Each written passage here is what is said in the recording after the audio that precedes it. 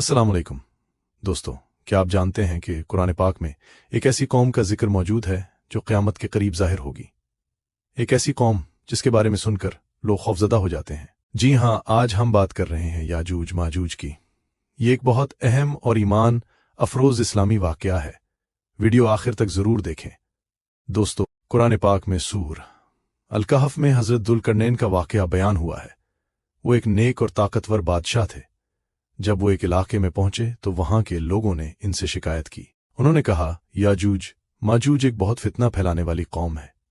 ये लोग जमीन में फसाद मचाते हैं, हमारे इलाकों पर हमला करते हैं और हमें बहुत नुकसान पहुंचाते हैं।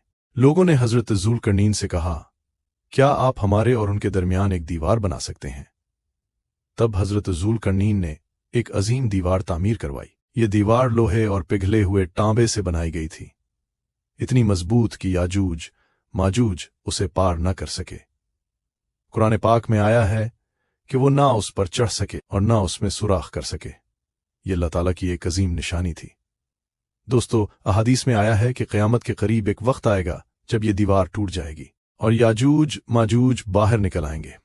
वो पूरी दुनिया में तेजी से फैल जाएंगे और बहुत बड़ा फितना बर्पा होगा, लेकिन आखिरकार अल्लाह ताला उनका खात्मा फरमाएगा। ये वाक़या हमें याद दिलाता है कि क़यामत की निशानियां सच्ची हैं और हमें अपने ईमान को मजबूत करना चाहिए।